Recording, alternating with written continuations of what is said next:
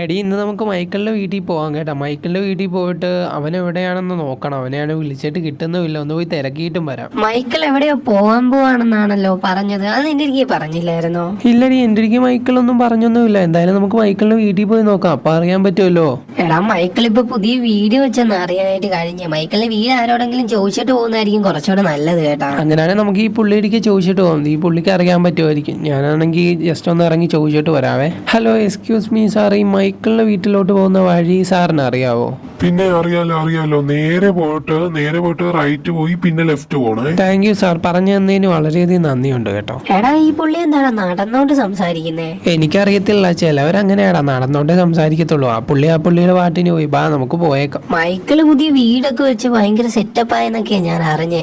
ഇന്നലെയാണ് അവനെ ഞാൻ കണ്ടിട്ടുണ്ടായിരുന്നു. അപ്പൊ അവൻ എങ്ങോട്ട് പോവാന്നാ പറഞ്ഞത്. എടാ, എവിടെ പോയാലും ഫോൺ എടുക്കണ്ടല്ലേ? ഈ വധൂരി എന്താ ഫോൺ എടുക്കാത്ത? എന്തായാലും നമുക്ക് അവന് വീട് വരെ ഒന്ന് പോയി നോക്കാം. ഇനി ചിലപ്പോ അപകടം പറ്റി കാണുമോ? ഇല്ല, അപകടമൊന്നും പറ്റി കാണത്തില്ലായിരിക്കോടാ.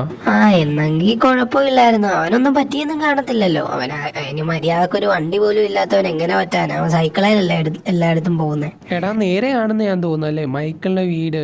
ആടാ, പുള്ളി പറഞ്ഞ റൂട്ട് വെച്ചാണ് മൈക്കിളിന്റെ വീട്. അതൊക്കെ തന്നെയാണെന്ന് തോന്നുന്നു. ഈ വൈറ്റ് വീട് തന്നെയാണെന്ന് തോന്നുന്നു അവന്റെ. എന്റെ അമ്മോ, ഗേറ്റ് ഒക്കെ സെറ്റ് ആണല്ലോടാ. ഗേറ്റ് എന്താ ആരും ഒന്ന് തുറക്കോടോ? ഇത് ഓട്ടോമാറ്റിക്കായിട്ട് തുറക്കുക? അറിയത്തില്ല, എന്തായാലും നമുക്ക് അടുത്തോട്ട് ചെന്ന് നോക്കാം. ഈ സെറ്റപ്പ് കൊള്ളാലോ. എടാ, ഗേറ്റ് ഓട്ടോമാറ്റിക്കായിട്ട് തുറക്കുന്നടാ. കൊള്ളാം. എടാ, ഞാൻ പാർക്കിംഗ് കൊണ്ടുപോയി വണ്ടി ചെയ്യണം കേട്ടാ.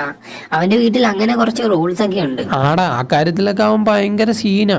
അവന്റെ പഴയ വീട്ടിൽ ഞാനാണെങ്കിൽ വാതിക്കി കൊണ്ട് ഒരു ദിവസം അവനെ കാണാൻ വന്നിട്ട് കാറിട്ട് അവൻ എന്നെ പറയാനില്ലാത്തത് അറിയൊന്നുമില്ല.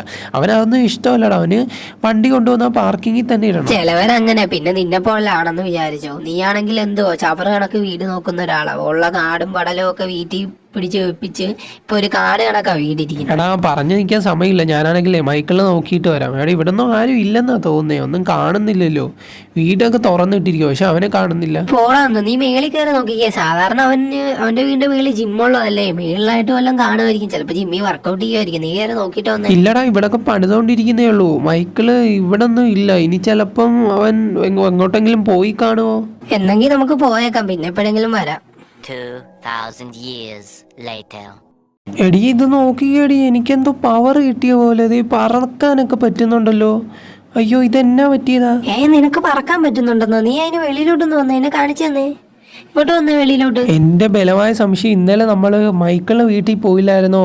അപ്പോഴത്തേക്കും എന്തോ സംഭവിച്ചിട്ടുണ്ട്. എനിക്ക് സൂപ്പർ പവേഴ്സ് ഒക്കെ കിട്ടിയെന്നാ തോന്നുന്നേ. സൂപ്പർ പവേഴ്സ് കിട്ടാനായിട്ട് നീ ഇന്നലെ അവിടെ ഇരുന്ന് വല്ലതും എടുത്ത് കുടിക്കുകയെല്ലാം ചെയ്തോ?